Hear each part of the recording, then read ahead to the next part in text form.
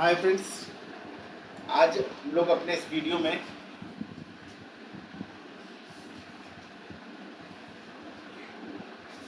अपने last lecture के आगे पढ़ाई चालू करेंगे और जानेंगे कि सॉलिड लिक्विड गैस में हमारे पास जो स्टेट है, सॉलिड स्टेट, लिक्विड स्टेट और गैसेस स्टेट, इन स्टेट पे किस तरीके से मॉलिक्यूल, उनकी प्रॉपर्टीज़ और उनके बिहेवियर होते हैं, इसको पहचानेंगे। ठीक है, और ये इम्पोर्टेंट है, ये किसी क्लास की पार्ट नहीं है, समझ लो, ये किसी क्लास का पार्ट नहीं है, ये पार्ट है आपके रेगुलर बिहेवियर का, जो आप यूज़ करते हो अपने, कब कहाँ कौन सा दिमाग लगाना है, इस चीज़ को आप इससे सीखोगे कि हम कब सॉलिड को कैसे ब्रेक करें, लिक्विड को कैसे देखें, उसके बारे में कैसे समझें, और गैसेस स्टेट में हमारे पास क्या प्रॉपर्टीज़ होती हैं, इन सब का यूज़ हम कैसे करें।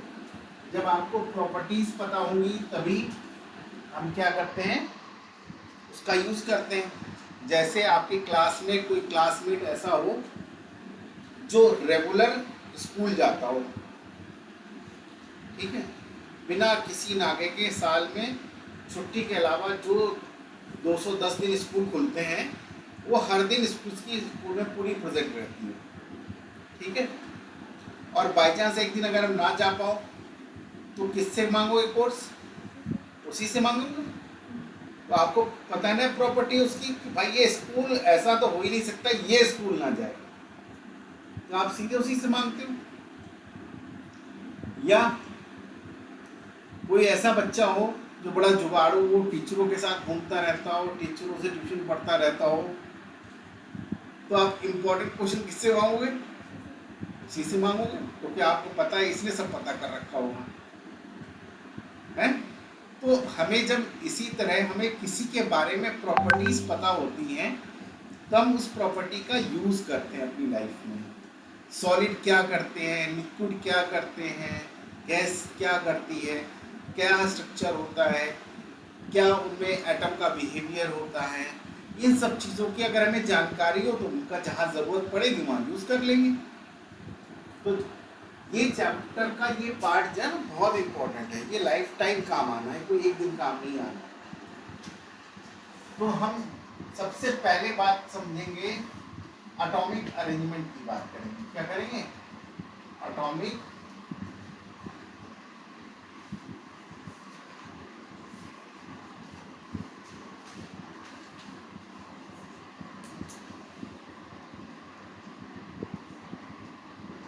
एटॉमिक अरेंजमेंट, ये हमारा पहला है। यहाँ पे क्या हो सकता है, एटम भी हो सकता है या मॉलिक्यूल भी हो सकता है, डिपेंड करता है क्या स्ट्रक्चर का सॉलिड है। ठीक है, ध्यान रखो, ये और वर्ड यूज कर रहा हूँ, दोनों चीजें नहीं। ठीक है, या तो वो क्या हो, एटम होगा या मॉलिक्यूल होगा। तो एटॉमिक अरेंजमेंट कैसा होता है, अगर हम बात करेंगे इसकी,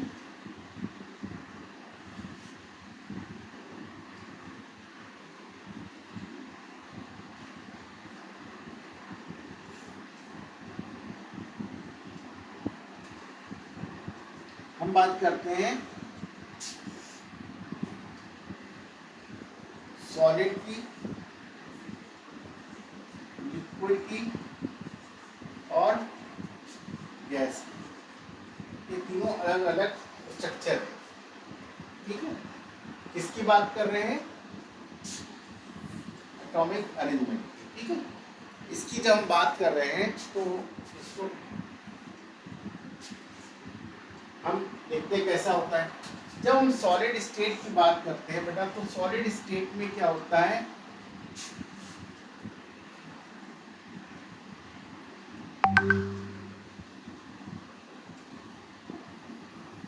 वेल डिफाइंड होता है। क्या होता है? Well defined. क्या होता है? वेल डिफाइंड होता है। अब इस वेल डिफाइंड की डिफिनीशन क्या है, जरा इसको भी समझते हैं। इसको बहुत हल्का दिखाई दे रहा है ना, थोड़ा सा ब्लैक से दिखाई दे रहा है?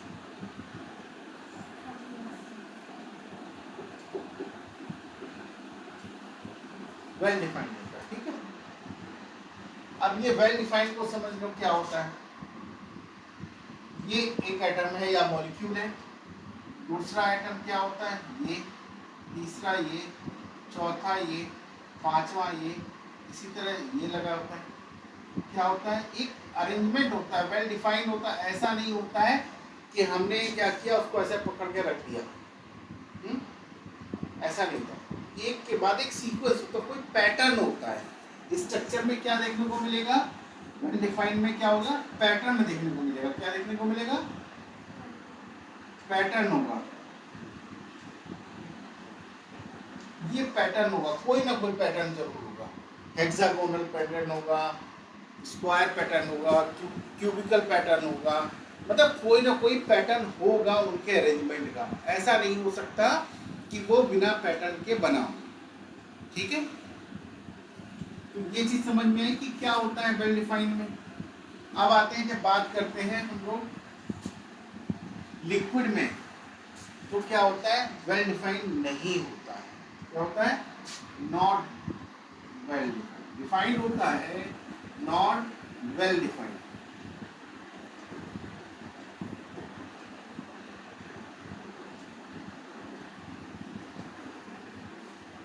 Not well defined. अब क्या होता है, लिक्विड मॉलिक्यूल को जरा समझो बेटो। लिक्विड को अगर समझना है तो ऐसे समझ सकते हैं कि लिक्विड मॉलिक्यूल को आप एक प्योर वाटर ले लो, प्योर वाटर में एक दूसरा कोई कलर्ड वाटर डाल दो, या कलर कोई की चीज डाल दो, सपोज रसना ही डाल दिया। रसना बहुत पीते ना बच्चे, या स्क्वैशेस बहुत सारे पीते हैं, अलग अलग कलर के आते हैं स्क्वैशेस। तो क्या होता है, जब स्क्वैश डालते हैं तो अगर स्क्वैश डालो तो एक लहर टाइप की नीचे दिखाई देती है ना पूरी। फिर जब आप स्पून से लेके स्टीयर करते हो तो क्या होता है, पूरा का कलर एक जैसा हो जाता है। तो इसका मतलब अगर वो आपस में वेल डिफाइंड स्ट्रक्चर होते तो वो जो ऊपर से आप डाल ले वो किसी लेयर पे जाके लटक जाता, लेकिन ऐसा नहीं हुआ ना, वो कहाँ चला गया, नीचे तक चला गया। इसका मतलब वो स्ट्रक्चर क्या था, वेल डिफाइंड, वेल अरेंज नहीं था। जैसे भीड़ में आप समझो, जैसे स्कूल की पीटी होती, बोले एक हाथ इधर ऐसे करो, एक हाथ ऐसे करो, तो दोनों का क्या होगा, 2 हाथ की दूरी होगी ना। इधर वाला भी हाथ फैला रहा होगा, उधर वाला भी, ताकि क्या हो, पीटी करते रहो, ऐसे ऐसे करते हैं तो क्या हो, किसी के हाथ लड़े नहीं। तो ये क्या, एक वेल अरेंज होता है। और जब मेला देखने जाते हो तो क्या होता है,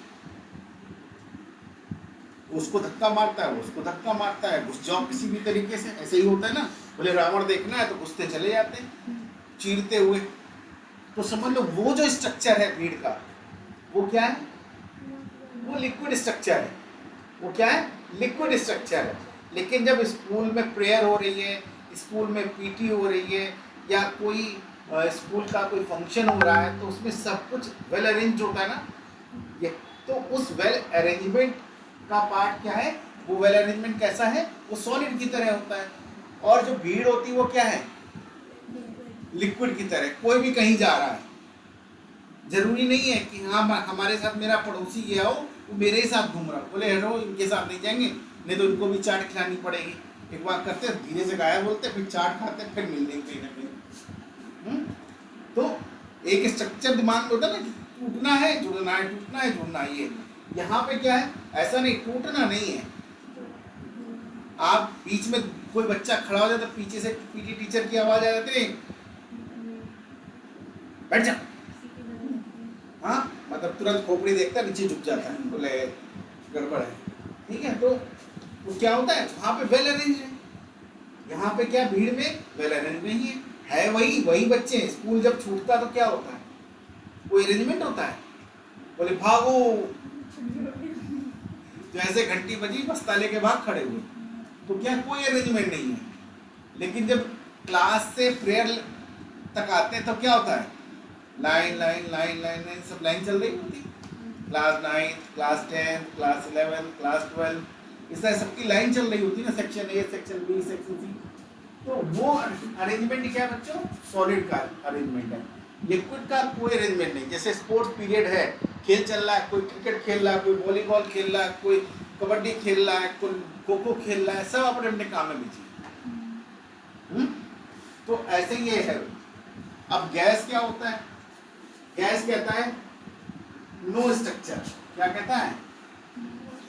कोई स्ट्रक्चर ही नहीं होता भाई साहब।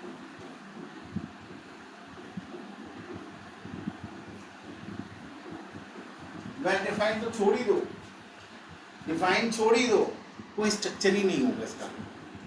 ठीक है, बात समझ में आई? तो क्या हुआ, एटॉमिक अरेंजमेंट जो होते हैं वो सॉलिड में वेल डिफाइंड होते हैं। सॉलिड में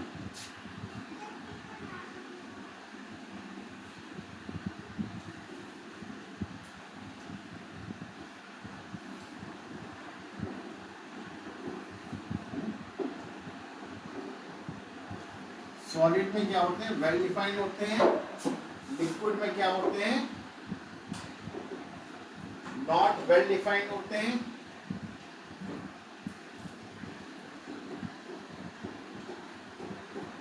और गैस में क्या होते हैं बच्चों, कोई डिफाइन ही नहीं होता। गैस में क्या होता है, कोई डिफाइन ही नहीं होता। ठीक है, तो ये स्ट्रक्चर होता है एटॉमिक अरेंजमेंट का। अब बात करते हैं इसका सेकंड पार्ट, बी। बी पे आते हैं भाई।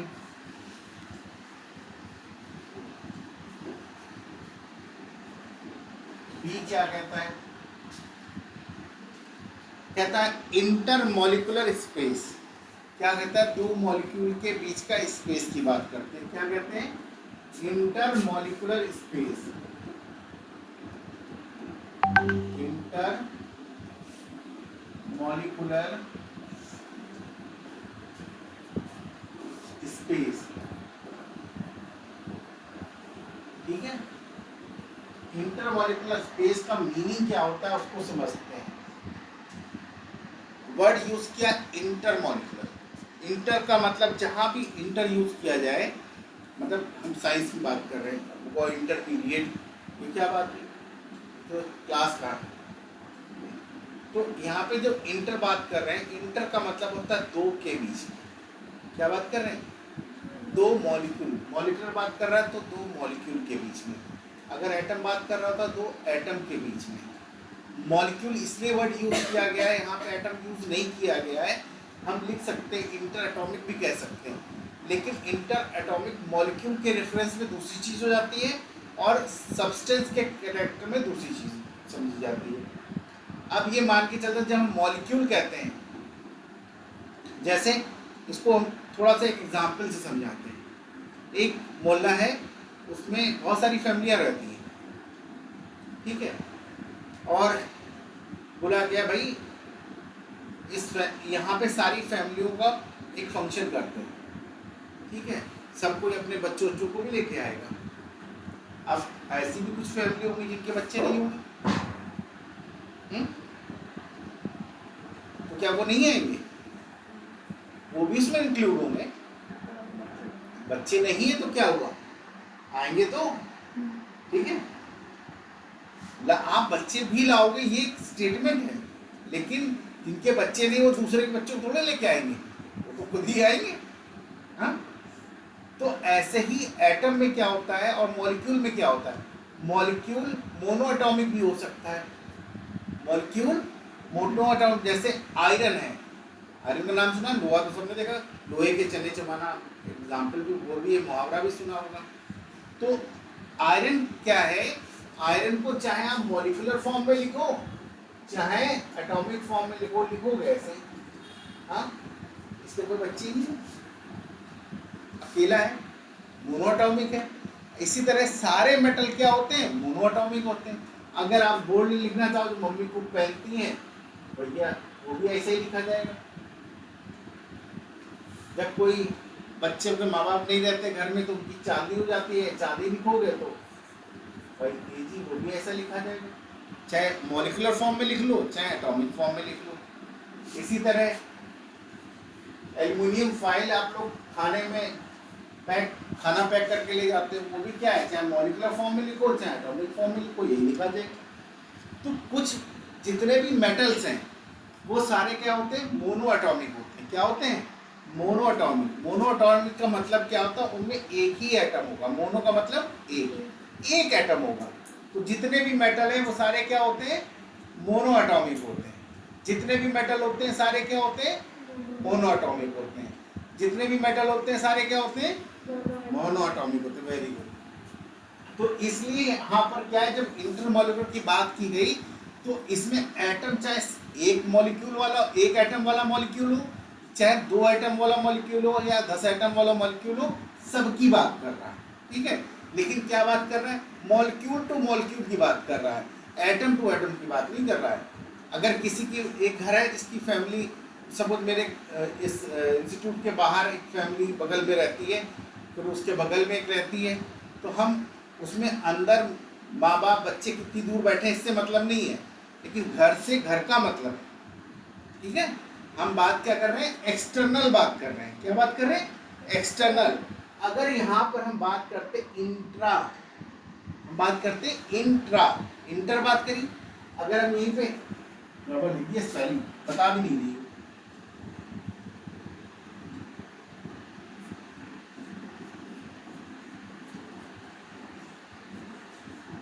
इंटर। ठीक है, इंटर का मतलब एक्सटर्नल बात करेंगे और इंट्रा का मतलब इंटरनल बात करेंगे। बात समझ में आई, क्लियर है, कोई कंफ्यूजन तो नहीं। ये वर्ड्स बहुत इंपॉर्टेंट होते हैं, कभी कभी इनको ना समझ पाने के कारण क्वेश्चन गड़बड़ होने लगता है। ठीक है, तो ये था हमारा, आपको एक्सप्लेन किया क्या होता है इंटरमॉलिक्यूलर, इंट्रामॉलिक्यूलर। ठीक है, अब हम बात करते हैं कि प्रॉपर्टी को, तो क्या होता है इसको हमने क्या कहा, इसको डिफिनीशन में क्या कहेंगे, इसको डिफाइन कैसे कहेंगे, द डिस्टेंस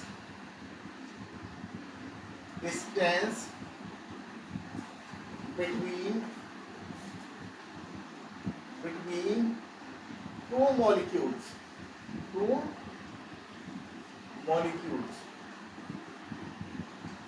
और वो मॉलिक्यूल कैसे होने चाहिए, कैसे होने चाहिए, एडजेसेंट होने चाहिए। ऐसा नहीं है कि यहाँ पे एक वहां पे,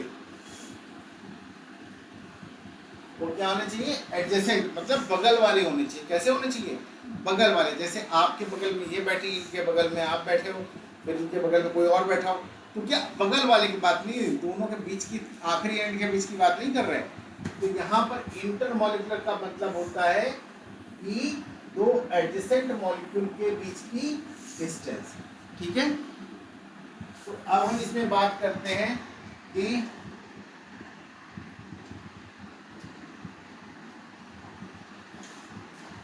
फिर उससे वही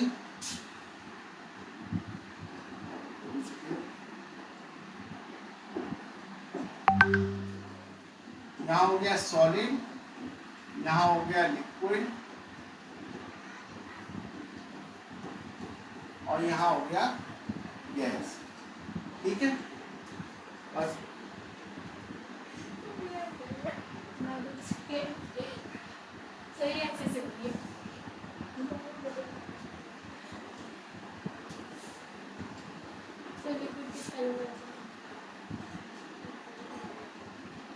क्या होती है,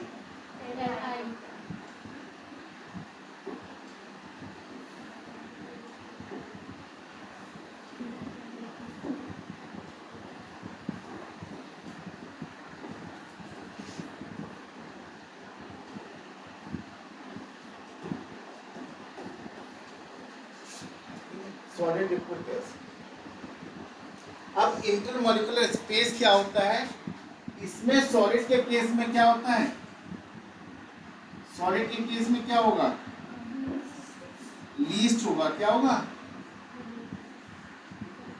लीस्ट होता है, सबसे कम होता है इंटरमॉलिक्यूलर। इसके केस में क्या होता है, इससे ज्यादा होता है। किससे, सॉलिड से ज्यादा। तो हम उसको यूज करते हैं मॉडरेट। क्या यूज करते हैं,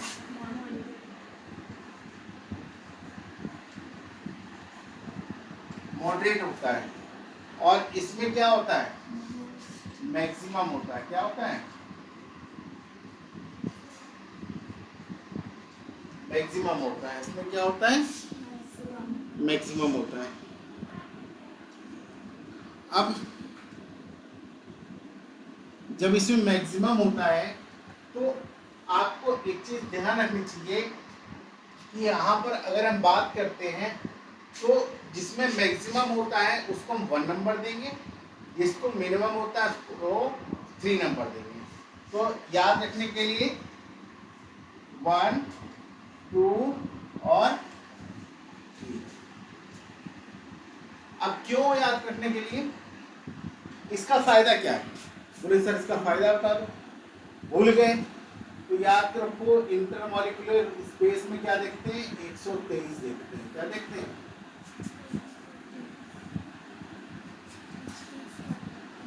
अब याद आ गया। बोले क्या है, 1 मैक्सिमम है, 2 solid liquid gas, solid liquid gas क्या है, हाँ मिनिमम वाले को थर्ड देते हैं।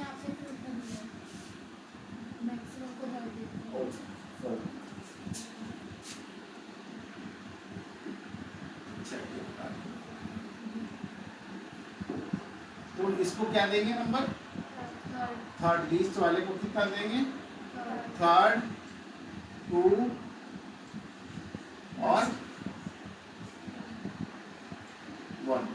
तो क्या आ जाएगा यहाँ पर बच्चों, यहाँ पे आ जाएगा, यहाँ नंबर आ जाएगा कितना, 321। तो प्रॉपर्टी क्या होगी, 321, मतलब सबसे कम सॉलिड में होगी और सबसे ज्यादा किस में होगी, गैस। तो ये दूसरा पार्ट कन्वर्ट हुआ, क्लियर हुआ। अब आते हैं तीसरा,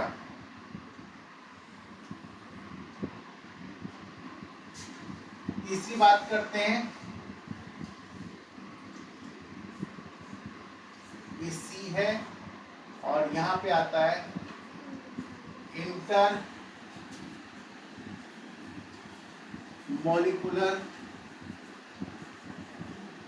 फोर्स। क्या होता है, इंटर मॉलिक्यूलर फोर्स। अभी किसकी बात कर रहे थे, डिस्टेंस की। अभी किसकी बात कर रहे थे, डिस्टेंस की। अब किसकी बात कर रहे हैं, इंटर मॉलिक्यूलर फोर्स की। किसकी बात कर रहे हैं, इंटर मॉलिक्यूलर फोर्स की।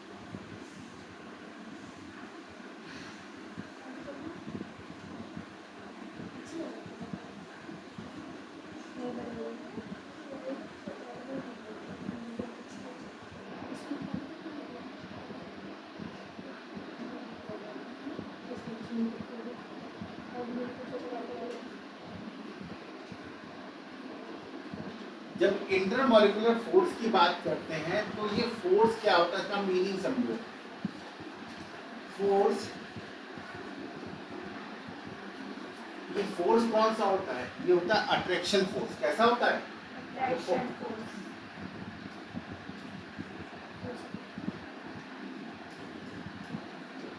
अट्रैक्शन फोर्स होता है एक्टिंग बिटवीन, एक्टिंग बिटवीन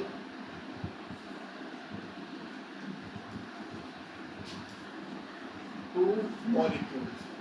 ये दो मॉलिक्यूल की बात कर रहे हैं। फिर से कौन से दो मॉलिक्यूल होंगे,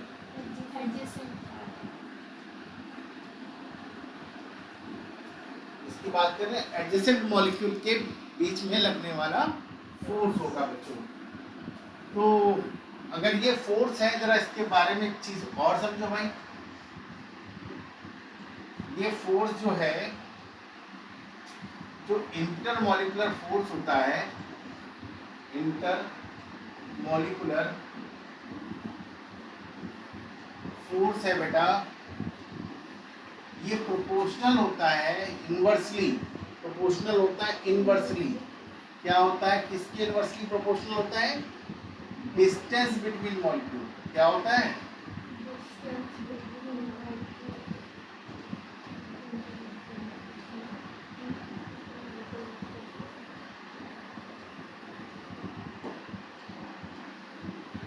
बात समझ में आई?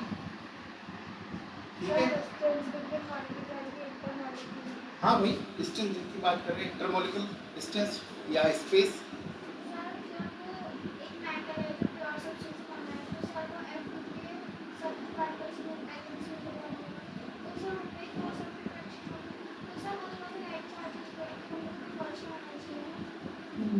बड़ा कठिन प्रश्न है। तुम्हारी दो बहनें हैं, है ना? तो दोनों एक ही जेंडर की हैं, तो जूता लात होती नहीं थी होगी, कभी प्यार तो होता नहीं होगा। बाहर घर से निकलते हो तब, घर के बाहर भी लड़ते रहते हो? यार एक्सेप्शन है। अब ऐसा समझ लो, तुम्हारी तुम्हारी तुमको मारने के लिए कोई और आ गया, पीटने लगा, तुम्हारी बहन एक वाह वाह क्या ताली बजाएगा? हाँ, ऐसा नहीं होता, ऐसा किसी घर में नहीं होता। घर में कितनी लड़ाई हो, लेकिन जैसे ही फोर्स ऑफ अट्रैक्शन होता है, देखो लड़ाई भी वहां होती है जहां प्यार होता है। ठीक है, इस चीज को समझो। फोर्स वो रिपल्शन फोर्स नहीं है, वो इमोशनल फोर्स है। ठीक है, लेकिन एज ए टू सिस्टर या टू ब्रदर्स या वन सिस्टर वन ब्रदर, एक रिलेशनशिप स्ट्रॉन्ग तो होता ही है। अगर आपके ऊपर कोई मुसीबत आई तो सबसे पहले खड़े होने वाले में वही होते हैं। ऐसा कोई नहीं है, हाँ 32 टाइप के लोग होते हैं, उनको तो छोड़ ही दो, किसी में नहीं खड़े होते हैं। ठीक है, तो ये चीज़ मत कहो कि ऐसा नहीं होता है, लेकिन मन से पूछो उसकी। जब तुम्हारा ग्राफ कोई डायग्राम बनना होता हो तो फिर तुम उसी को कहते बैन बना दे।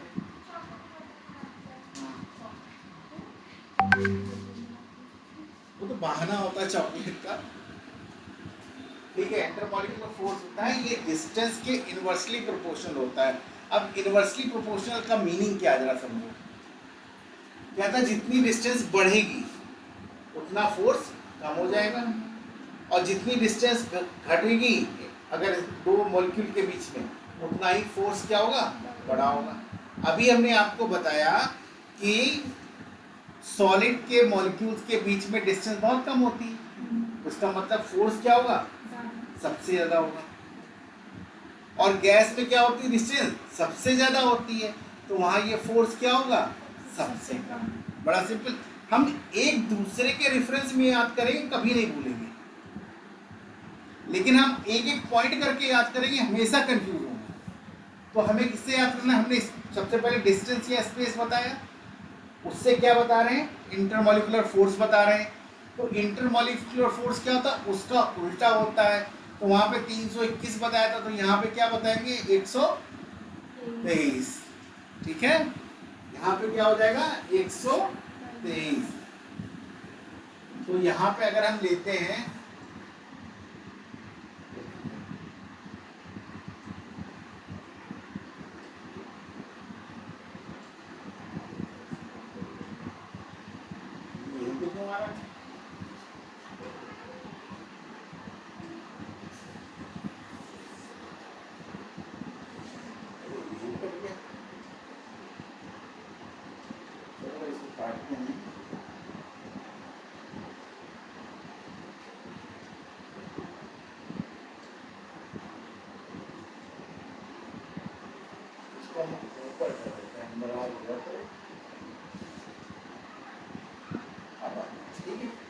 तो फिर से वही क्या है अपना,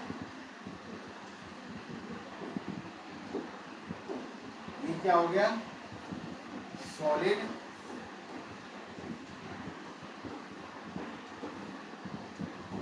लिक्विड, और यहाँ पे क्या हो गया, गैस। ठीक है, सॉलिड लिक्विड गैस। तो इसमें ये फोर्स क्या रहता है, ये फोर्स क्या रहता है, मैक्सिमम। क्या रहेगा, मैक्सिमम। ठीक है, इसमें क्या रहेगा, मॉडरेट। और इसमें क्या होगा,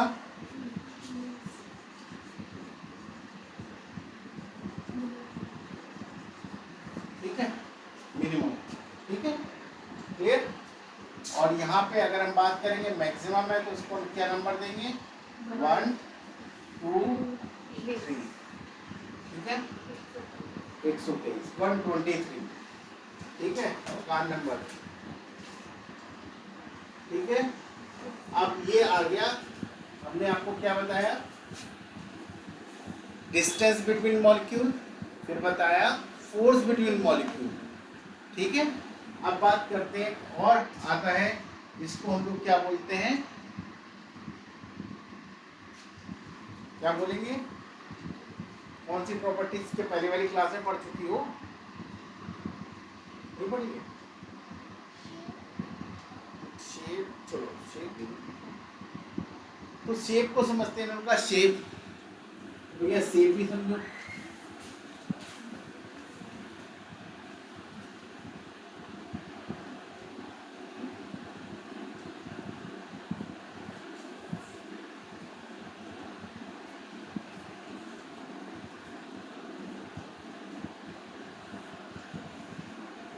शेप माने आकार, शेप माने आकार। अब आकार की जब हम बात करते हैं तो हम यहाँ पे एक और बात करते हैं, साथ में बात कर लेते हैं एडिशनली चीज, वॉल्यूम।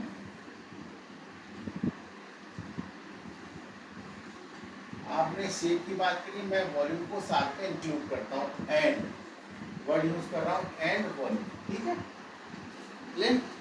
तो जब शेप और वॉल्यूम की बात करते हैं तो पहले शेप को समझ लो। जो जिनका स्ट्रक्चर वेल डिफाइंड होगा वो वही तो वेल डिफाइंड कोई स्ट्रक्चर बना पाएंगे, बना पाएंगे, तो कौन बना पाएगा, सॉलिड बना पाएगा, बना पाएगा ना। सॉलिड ही वेल डिफाइंड होते तो उनको किसी भी तरह फोल्ड करके या कंप्रेस करके या उनको कोई आकार देके हम उनको मोल्ड करके कोई भी एक्टिविटी करके हम उनको एक शेप में डाल सकते हैं, लेकिन हमारा यहाँ पर उसका शेप फॉर्मेशन नहीं है, ध्यान रखो, ये कंफ्यूजन होता है। हम शेप के बारे में डिस्कस करते हैं लेकिन उस शेप के बारे में डिस्कशन करने का मतलब ये नहीं होता है कि वो शेप बना सकता है या नहीं बना सकता, क्योंकि शेप तो हर किसी से बन सकता है, नहीं बन सकता। आप मोल्टन आयरन ले लो और एक बोतल के शेप में डाल दो, बोतल बन जाएगी। तो एक बोतल में पानी डाल दो, वो भी उसी की शेप में बन जाएगा। एक बोतल में अगरबत्ती का धुआं डाल दो, वो भी बोतल के शेप की बन गई। तो शेप तो सब बना रहे हैं, कोई ऐसा है नहीं बना रहा, सब बना रहे हैं, लेकिन ये सब एक कंडीशन में बन रहे हैं कि हमने पहले सॉलिड को मेल्ट किया, उसके बाद बोतल बनेगी। लिक्विड को हमने डाल दिया, उसने शेप, तो जैसी बोतल थी वैसे ही शेप बना लिया अपने। गैस बिल्कुल फ्री थी, भरते गए हम, उसमें तो बहुत धुआं भर सकते थे ना, स्मोक तो बहुत भर सकते थे, जितना निकलता जा रहा सब भर दें, तो वो उसका शेप बन गया। लेकिन यहाँ पर शेप का मतलब वो नहीं है, यहाँ का शेप का मतलब है विदाउट बाउंड्री। क्या मतलब है, विदाउट बाउंड्री। तो यहाँ पर जब हम बात करेंगे तो कंडीशन, अंडर कंडीशन पढ़ते हैं, क्या पढ़ते हैं, अंडर कंडीशन। वो क्या है, नो बाउंड्रीज। क्या होगा,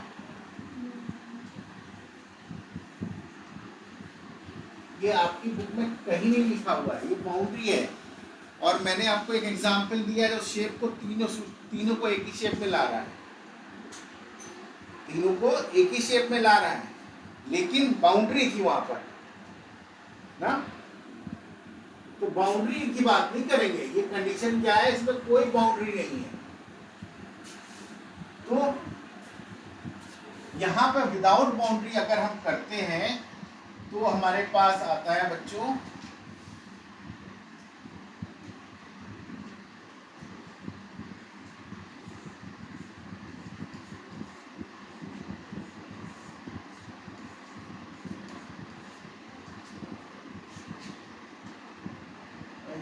में आ गए,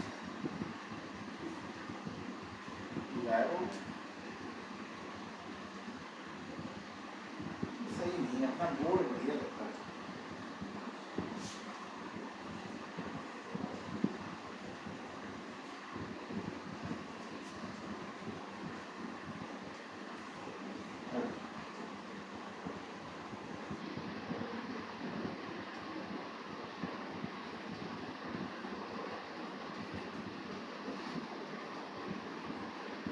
एक कंपनी का नाम बार लिख देता हूँ, लिक्विड, उसका नाम LEQID है ना,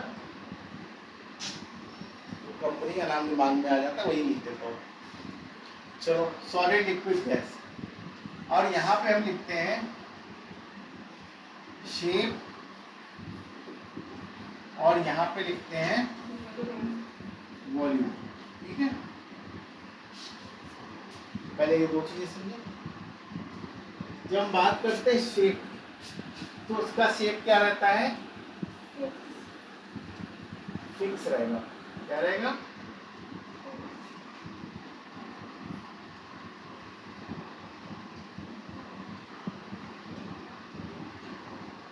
इसका शेप क्या रहेगा? फिक्स रहेगा, कांस्टेंट है, जो है वही रहेगा। इसका क्या होगा? वेरी करेगा, वेरी एज पर वेसल, जिसमें रखा जा रहा है उस पर वेरी करेगा, जिसमें रखा जा रहा है उस पर वेरी करेगा। और इसका भी क्या करेगा? Not fix. इसका क्या होगा?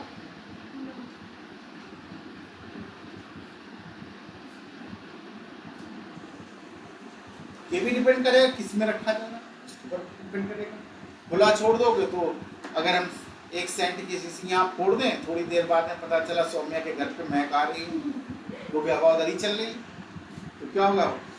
सोचे पता नहीं कहीं फूल खिले, कि रात में कहाँ फूल खिलती है कि नहीं? तो ऐसा डिपेंड करेगा विंड फ्लो के ऊपर। जैसे कभी आप देखते हुए साउंड जो होती है वो भी फ्लो के साथ बहती है। जैसे रामलीला के टाइम में मौसम ठंडा होता है और हवा भी चल रही होती है, तो कोई रामायण का किसी हिस्से का मंचन हो रहा हो और अचानक क्या हो कि हवा तेज चल रही है, लाउड स्पीकर पे कोई डायलॉग चल रहा है और वो डायलॉग का आप पहले बिल्कुल क्लियर सुन रहे हो, अचानक हवा होती है, बीच वाला हिस्सा उड़ जाता है, तो आपको गायब हो जाता है, क्या इसके बाद क्या बोल रहा है? वो तो बाद वाली चीज़ आपको सुनाई देगी, बीच वाली चीज़ तो गायब हो गई हवा के साथ, तो आपको डायलॉग नहीं समझ में आता। ऐसे गाने चल रहे होते हैं, भजन वजन होते हैं, तो म्यूजिक चल रहा होता है, मन पढ़ाई में लगता है तो गाना सुन रहे होते हैं, हाँ ऐसा होता है ना। फिर ये क्यों होगा, काजल गायब हो जाता है, बोले गायब यहीं गायब हो गई, काजल ही रह गया। तो वो क्या होता है? एयर फ्लो के ऊपर होता है। तो वॉल्यूम की बात करते हैं, तो जब देखो अगर हमने जितना वॉल्यूम लिया है इसका सॉलिड का, वॉल्यूम वही रहेगा, वॉल्यूम चेंज नहीं होगा, नो चेंज, क्या कह सकते हैं? फिक्स रहता है। वॉल्यूम भी क्या रहेगा? फिक्स रहेगा। और लिक्विड का क्या होगा? वॉल्यूम भी फिक्स रहेगा। अगर हमने 1 लीटर वाटर लिया है तो चाहे किसी भी बर्तन में डालें वो 1 लीटर ही रहेगा। ठीक है, 1 लीटर अगर हमने वॉल्यूम पानी का ले लिया है तो आप किसी भी बर्तन में रखो, चाहे 20 लीटर वाले बर्तन में रख लो, होगा वो 1 लीटर ही। हाँ होगा कि नहीं? पानी तो नहीं बढ़ेगा ना। लेकिन गैस, अभी हमने कहा अगरबत्ती का धुआं हमने 1 लीटर की बोतल में डाल दिया, अब वो हम 20 लीटर वाली बोतल में डालें तो उसके वॉल्यूम का हो जाएगा। तो इसका क्या है? चेंज रहता है। क्या रहता है? या कह सकते हैं नॉट फिक्स, नॉट फिक्स। ठीक है, तो वॉल्यूम क्या रहेगा? नॉट फिक्स रहता है गैस स्टेट का। ठीक है, तो शेप फिक्स रहेगा सॉलिड का, लिक्विड का शेप वेरी करेगा, गैस का वेरी करेगा। वॉल्यूम क्या होगा, फिक्स होगा, लिक्विड का भी सॉलिड का भी। लेकिन गैस का क्या होगा, वेरी करेगा। गैस का क्या करेगा, वेरी करेगा। ठीक है, ये पॉइंट भी समझ में आ गया, डी पॉइंट। अब आते हैं अपने ई पॉइंट पे। इसमें हमने आपको दो प्रॉपर्टी बता दी। अब तीसरी अब हमारे पास प्रॉपर्टी आ जाती है कंप्रेसिबिलिटी।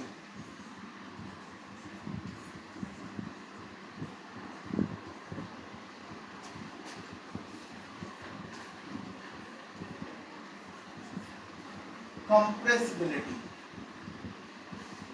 कंप्रेसिबिलिटी क्या होती है? कंप्रेस का मीनिंग क्या होता है, किसी चीज को दबाना, किसी चीज को दबाना। कौन दब सकता है? जैसे मान ले यहाँ पे 10 बच्चे बैठे हुए, 10 एक बेंच पड़ी हुई, 10 बच्चे बैठे हुए हैं।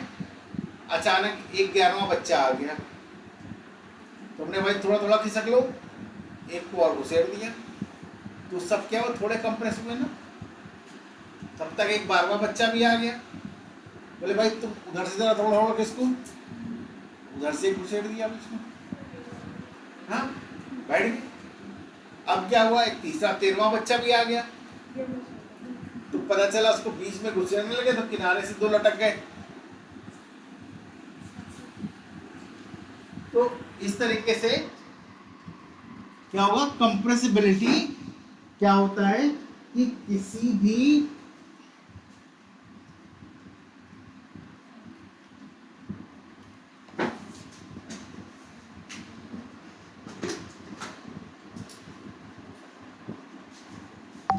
कंप्रेसिबिलिटी का मीनिंग होता है how much the material can be compressed, ठीक है, अंडर सर्टेन प्रेशर।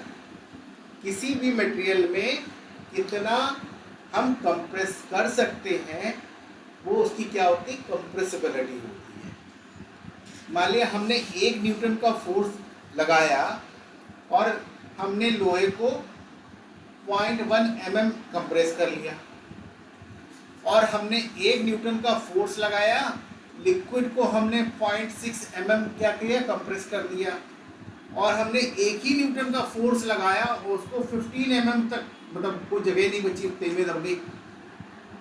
तो सबसे ज्यादा कंप्रेसिबिलिटी कितनी है, किसकी है, गैस की होगी। अच्छा क्यों होगी, क्योंकि सबसे ज्यादा जगह किसके पास है, इंटरमोलिकुलर स्पेस उसके पास है। बात समझ में, सबसे ज्यादा जगह किसके पास है, गैस के पास है। तो कंप्रेस कौन होगा, गैस होगी। कंप्रेस कौन होगा, कौन कौन कंप्रेस कम होगा, जिसके पास जगह नहीं, वो कहाँ घुस जाएगा, सॉलिड। जो बीच वाला है वो उससे थोड़ा ज्यादा हो जाएगा कंप्रेस, ठीक है ना, क्लियर। तो कंप्रेसिबिलिटी क्या होती है, how much a material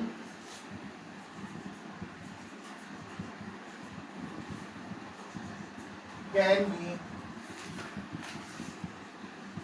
compressed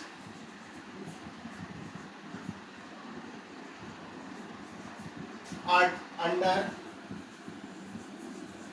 definite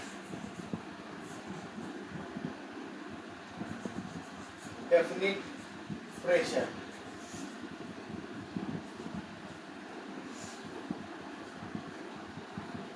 ठीक है, कोई भी मटेरियल कितना कंप्रेस हो सकता है एक सर्टेन प्रेशर में।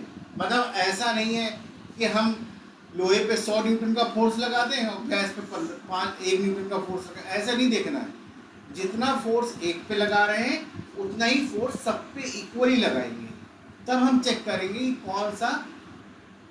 तो क्या है यहाँ पे, और क्या चीज होनी चाहिए, क्या होना चाहिए, फोर्स कांस्टेंट होना चाहिए, फोर्स कांस्टेंट होना चाहिए। कंडीशन क्या है, फोर्स कांस्टेंट होना चाहिए।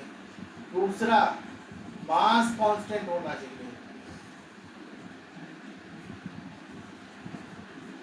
मतलब मास कांस्टेंट का मतलब क्या है कि जितने ग्राम लोहा ले लें उतने ही ग्राम लिक्विड ले लें, वाटर ले लें, उतने ही ग्राम हाइड्रोजन ले लें। तो ऐसा ना हो कि सबके अलग अलग मात्रा ले रहे हैं, नहीं, एक ही मात्रा को सबकी लेंगे और एक ही प्रेशर सब पे अप्लाई करेंगे। कंप्रेसिबिलिटी तब चेक होगी। और इसके बाद भी बहुत सारे पैरामीटर होते हैं, जैसे कि टेम्परेचर को फिक्स रखते हैं। ऐसा नहीं गैस में टेम्परेचर 100 डिग्री कर दिया, बोले अब करो, तो गैस का क्या होगा, प्रेशर बनेगा, तो वो रिवर्स प्रेशर काम करेगा। हाँ, और बेचारा लोहा तो मेल्ट कर जाएगा। लो मैं तो गया। हाँ, गैस तो मजे ले रही होगी और वाटर भी मजे ले रहा होगा। लो मेरे अंदर से तो भाप निकल रही है, तुम जितना प्रेशर लगाओगे मैं नीचे से उतना प्रेशर लगा दूंगा। लेकिन दुखी कौन हो गया, बोला मैं तो पहले पिघल गया, अब क्या मेल्ट कर, अब मुझे क्या कंप्रेस करूँ, मैं खुद ही मेल्ट हो गया। ठीक है, तो इसलिए हमें कंडीशन सेम रखनी पड़ती है। और क्या होगा यहाँ पे, तीसरी चीज क्या हो गई, टेम्परेचर।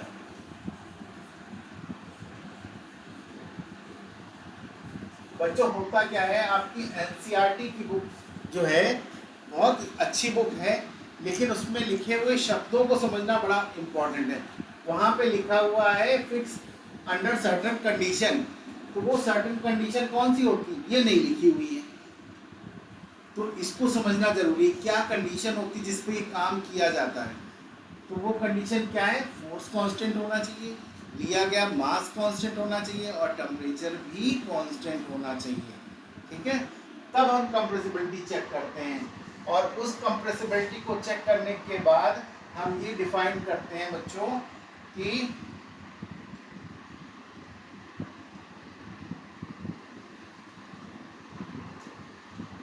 हम कैसे करें,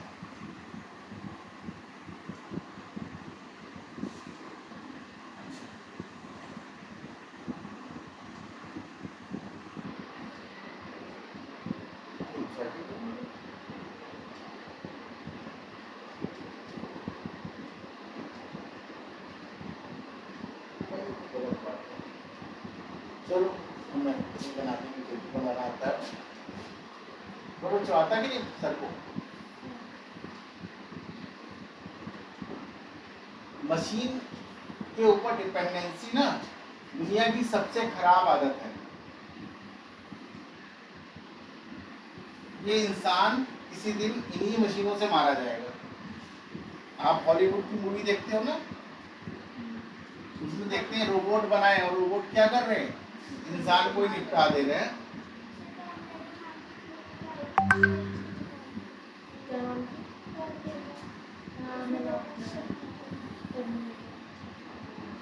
तो ये एक टेबल हमने बना दी, सॉलिड लिक्विड गैस यहाँ पे हम लिख लेते हैं भैया, हमें कोई दिक्कत नहीं, मशीन काम करे ना करे,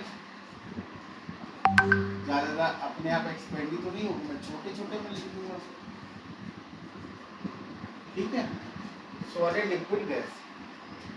तो बच्चों कंप्रेसिबिलिटी किसकी कम होगी, और यहाँ पे देखो कंप्रेसिबिलिटी प्रोपोर्शनल होती है किसके, वही intermolecular space, inter molecular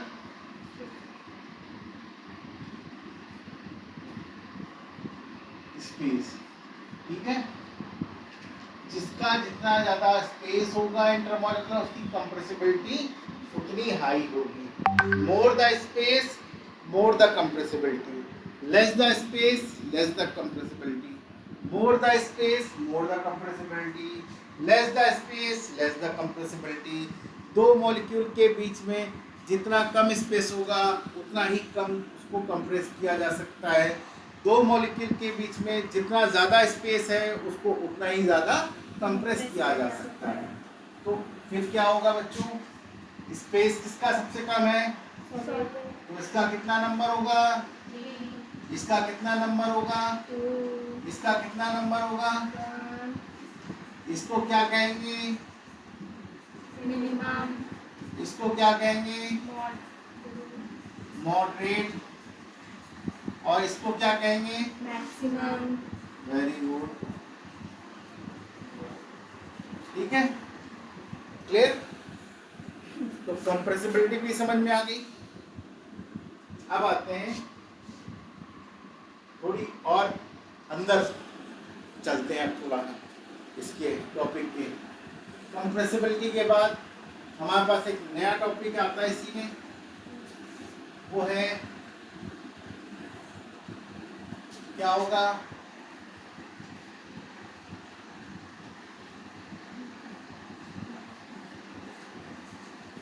melting point. क्या होता है?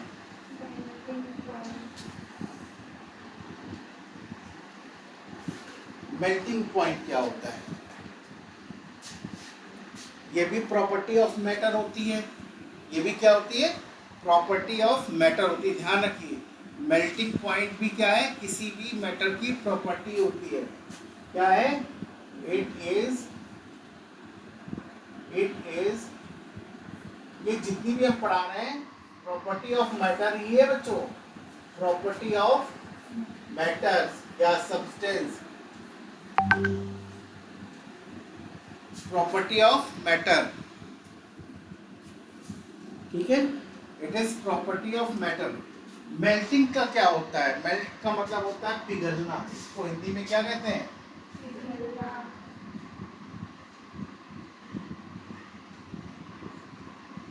इसको कहते हैं पिघलना, या कहते हैं गलना।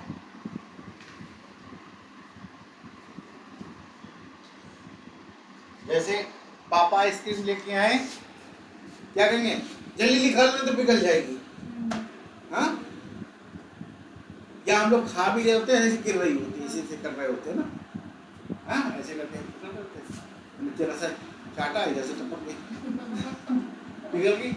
हाँ, तो पिघलना या गलना ये क्या होता है? इसको समझने के लिए समझते हैं। जैसे आपने घर में आइस बनाई, फ्रीज करी फ्रीजर में, तो आइस कब फ्रीज करी होगी? जब आपने उसको फ्रीजर में रखा और फ्रीजर ने क्या किया? उसके अंदर की एनर्जी को खींच लिया, अंदर की एनर्जी को खींच लिया। तो जब खींच लिया अंदर की एनर्जी को, तो क्या हुआ? वो सिकुड़ के पास हो गए, मॉलिक्यूल स्ट्रक्चर में आ गए, सॉलिड स्ट्रक्चर में आ गए, सॉलिड स्ट्रक्चर। जब उनके बीच की डिस्टेंस उसने एनर्जी खींच के खत्म कर दी, तो क्या हो गए? पास पास आ गए। अब जब पास पास आ गए तो उन्होंने स्ट्रक्चर गेन कर लिया, और वो स्ट्रक्चर हमें क्या कहलाता? सॉलिड स्ट्रक्चर हो गया। ठीक है, यही हुआ। अब क्या हुआ? जैसे ही हमने उसको उठा करके बाहर रखा, तो फ्रिज का टेम्परेचर था 0 डिग्री, आपने उठा के रख दिया 25 डिग्री, 30 डिग्री, 40 डिग्री, 50 डिग्री। अब भाई बर्फ ने काम करना चालू कर दिया, बोले एनर्जी मिल रही, ले लो ले लो ले लो ले लो ले लो। अब लेते गए, जैसे ऐसे समझ लो कि 100 लोग बैठे हुए, अचानक एक कोई राजा आया या कोई अमीर आदमी आया, बोले लो पैसे लो पैसे लो पैसे लो। तो जो पैसे लेके आता है वो वहाँ पे रुकेगा? लेके भाग जाएगा। बोले कहीं से ना दोबारा मांगे। दूसरा आएगा, बोलेगा, शख्स गायब हो जाएगा, दोबारा को उसका फिर लाइन लगा ले आके। हाँ, ऐसा भी तो हो सकता है, बोले एक बार और मौका ले। तो क्या कर रहा है? वो एनर्जी ले रहा है, भाग रहा है, एनर्जी ले रहा है, भाग रहा है। तो जो एनर्जी खींच रहा है, मतलब जो आइस एनर्जी को एब्जॉर्ब कर रही है, और जो मॉलिक्यूल एनर्जी ले लेते हैं वो क्या होते हैं? थोड़ा थोड़ा किनारे किनारे निकलने लगते हैं। तो उस प्रोसेस को क्या बोलते हैं? वहां पे है भी और नहीं भी है, दोनों चीजें हैं ना। अभी उन्होंने उस मेटल को, मतलब उस सॉलिड स्ट्रक्चर को छोड़ा नहीं है, लेकिन छोड़ने की पूरी इच्छा है। एनर्जी मिल गई निकलना, एनर्जी मिल गई निकलना, एनर्जी मिल गई निकलना। हाँ, तो क्या हुआ? वो उन्होंने अपने स्ट्रक्चर को छोड़ना चालू कर दिया। छोड़ा नहीं है, छोड़ना चालू कर दिया। जैसे आप स्कूल कब छोड़ते हो? पहले क्लासरूम छोड़ते हो, फिर ग्राउंड छोड़ते हो, फिर गेट छोड़ते हो, जब गेट के बाद आते हो तब स्कूल छोड़ते हो ना। यही होता है प्रोसेस। तो जब तक स्कूल के गेट तक हो, क्या कहा जाएगा? स्कूल में है। और स्कूल के बाहर चले गए तो कहाँ हो, ना तो स्कूल के बाहर हो। हाँ, तो आप समझो, आपकी इच्छा क्लासरूम से थी कि अब मुझे बाहर जाना है, लेकिन आपने इतनी एनर्जी लगाई और फिर वहां पे गेट तक आया और गेट को क्रॉस किया। तो एक बाइंडिंग फोर्स था जो आपको बांधे हुए था, किससे, स्कूल से। वो क्या थी, डिस्टेंस। वो क्या थी, क्लासरूम से गेट तक की डिस्टेंस थी जो आपको स्कूल से बांधे हुई थी। लेकिन जैसे आपने वो ताकत लगा के गेट खोल के बाहर गए, वो आपने बॉन्डिंग ब्रेक कर दी और क्या हो गए, स्कूल के बाहर हो गए। अब आप क्या हो, गैसियस स्ट्रक्चर में, ना तो घर में हो ना स्कूल में। बोले ओ, चिल्लाने लगते ना बच्चे, होता है। छुट्टी के बाद क्या होता है, वो स्कूल शांत रहता है, वो स्कूल डिसिप्लिन रहता है। स्कूल के बाहर जूते लात भूसे मुक्के सब चल रहे होते हैं। क्यों, क्योंकि वो क्या होते हैं, अब ना तो टीचरों के कंट्रोल में है और ना माँ बाप के कंट्रोल में है। बोले अब तो मैं उड़ता परिंदा कुछ भी करूँगा, काम धंधा। हाँ, तो क्या होता है, ये वही स्टेज होती है कि ना तो स्कूल के हैं ना घर के हैं। अब वो मतलब स्कूल से निकले नहीं है और घर पहुंचे नहीं है। तो जैसे ही ये मॉलिक्यूल अपने सॉलिड स्टेट से छूटना चाहता है, क्या कहा है, तो छूटना चाहता है, तो वो स्टेज क्या होती है, मेल्टिंग स्टेज होती है। वो क्या होती है, मेल्टिंग स्टेज होती है कि अब ये मेल्ट कर रहा है। बात समझ में आई, मतलब वो सॉलिड स्टेट में भी होता है और लिक्विड स्टेट में भी होता है, या ना तो वो सॉलिड स्टेट में होता है ना लिक्विड स्टेट में होता है। आप समझ रहे हैं कि उसकी स्टेट को हम कंफर्मली नहीं कह सकते कि वो कौन सी स्टेट में है। बात समझ में, कि जब थोड़ा सा एक कंफ्यूजन हो जाए एटम के स्ट्रक्चर को समझने में कि वो लिक्विड स्ट्रक्चर में है या सॉलिड स्ट्रक्चर में है, तो वो स्टेज क्या कहलाती है, मेल्टिंग स्टेज कहलाती है। वो क्या कहलाती है, मेल्टिंग स्टेज कहलाती है। और जिस टेम्परेचर पे ये होती है उसको ही बोलते हैं मेल्टिंग पॉइंट। क्या बोलते हैं, और ये किसी भी मैटर की कैरेक्टरिस्टिक होती है। कैरेक्टरिस्टिक क्या, कि भाई ये तो 10 डिग्री पे मेल्ट हो जाता है। जैसे इसको मैं अभी चिल्ला दूं तो ये रोने लगे, मेल्ट हो गए। बोले ये एक थप्पड़ खाने के बाद रोएगी और वो 2-4 भूसे खाने के बाद रोएगी। तो सबकी स्टेज है ना, कौन कितना मजबूत है। हाँ, बात समझ में आई, क्लियर है बात समझ में, कौन सी किसकी स्टेज है, ये एनर्जी के ऊपर डिपेंड करता है, कौन कितनी एनर्जी को एब्जॉर्ब करने के बाद वो बॉन्डिंग तोड़ता है। तो जितनी ज्यादा एनर्जी इसको रिक्वायरमेंट होगी, इसका मतलब उतना ही ज्यादा टेम्परेचर देना पड़ेगा। जैसे आयरन को मेल्ट करना कठिन काम है। लोहा, तवे को देखते हो, घर में रोटी बनती है, मम्मी आग पे ही चढ़ाए रहती है लेकिन मेल्ट नहीं करता। अच्छा, वो एल्युमिनियम फाइल ले लो, उसको जरा आग पे चढ़ाओ, देखो थोड़ी देर में मेल्ट कर जाएगा, करेगा मेल्ट। ऐसे ही और देखो, सोने को जरा मेल्ट करके देखो, सुबह शाम तक 2-4 महीने गर्म करते रहो, मेल्ट नहीं होगा। ठीक है, इसीलिए कहा जाता है ना, सोना तप के कुंदन बनता है, कहते हैं ना, सोना जितना तपता है उतना ही चमकता है। आप बात समझ में, क्यों, उससे मेटल जो इम्प्योरिटीज होती हैं वो क्या होती है, एक्सट्रैक्ट हो जाती है, निकल जाती है। तो क्या होगा, सोना ही सोना बचेगा, तो चमक सोने की आएगी ना। इसी तरह एक चीज और कही जाती है कि जितना व्यक्ति मेहनत करता है, जितना प्रैक्टिस करता है, उसका वो हुनर उतना ही मजबूत हो जाता है, उतना ही उसके अंदर ग्लोरी आ जाती है उस स्किल के लिए। अब वो आपकी पढ़ने की स्किल भी हो सकती है, आपके खेलने की भी स्किल हो सकती है, मम्मी से चोरी चोरी छुपे फेसबुक व्हाट्सएप इंस्टा देखने की भी हो सकती है। बोले ग्लोरी है, एक झटके में देख लेती स्टेटस क्या है। बोले हम जरा से गए बाथरूम, पता चला इसने 20 मैसेज कर दिए। क्या करूँ, लड़की तो बिल्कुल हाथ से निकल गई है, या लड़का तो नालायक हो गया। तो एक्सपर्टाइज हो जाती ना, मोर रिवीजन मोर एक्सपर्टाइज, जितना ज़्यादा प्रैक्टिस करोगे उतनी एक्सपर्टाइज हो जाएगी। आप कुछ ना करो, एक ईंटा डेली 10 बार प्रैक्टिस करना चालू कर दो एक ईंटा फेंकने की, आप 10वें दिन ईंटा इतनी दूर फेंक लोगे कोई आसपास का आदमी नहीं फेंक पाएगा। क्यों? आपको 10 दिन में ये पता चल जाएगा हर दिन 10 बार फेंकने से कि ईंटा कैसे फेंके, कितनी दूर जाए, प्रैक्टिस हो जाती है।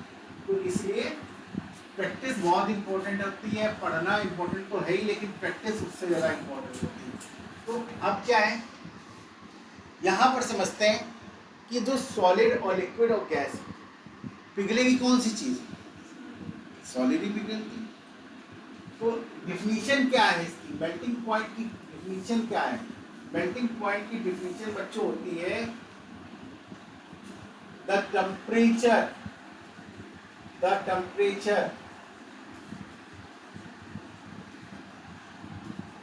at which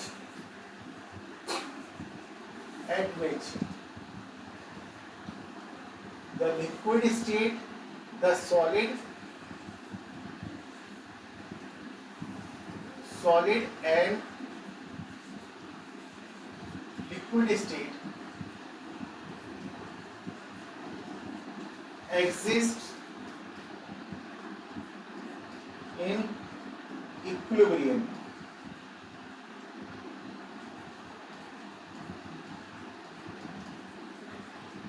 मतलब क्या कंडीशन हो कि सॉलिड कन्वर्ट हो रहा हो किसमें, लिक्विड में, और लिक्विड कन्वर्ट हो रहा हो किसमें, सॉलिड में। ऐसा टेम्परेचर जो होगा, ऐसे जिस टेम्परेचर पे काम हो रहा होगा उस टेम्परेचर को क्या बोलेंगे, मेल्टिंग पॉइंट बोलेंगे। उसको क्या बोलेंगे, इक्विलिब्रियम, EQUILIBRIUM।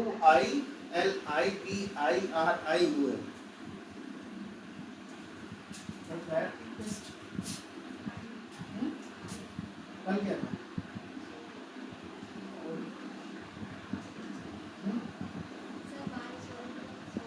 बॉडी खा के सो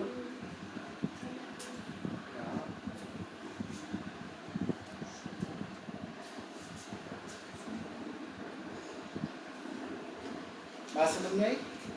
तो आज के लिए इतना। कल हम और एक अच्छी और इम्पोर्टेंट प्रॉपर्टीज पढ़ाएंगे, इसी चैप्टर का, इसी का अगला पार्ट जो होगा वो पढ़ाएंगे। और आपकी वेडनेसडे को प्रॉब्लम की क्लास होगी, मैथ्स प्रॉब्लम, ठीक है। मैथ्स प्रॉब्लम की क्लास को हम लोग थोड़ा सा लंबा टाइम देंगे। सारी प्रॉब्लम आप लोग मुझे व्हाट्सअप कर दोगे, और ताकि मैं अपना बोर्ड रेडी रखूँ, फटाफट बताऊँ, ठीक है।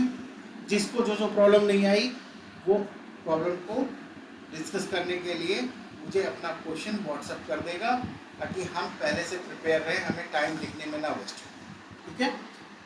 थैंक यू आज के लिए, कल फिर मिलते हैं, धन्यवाद।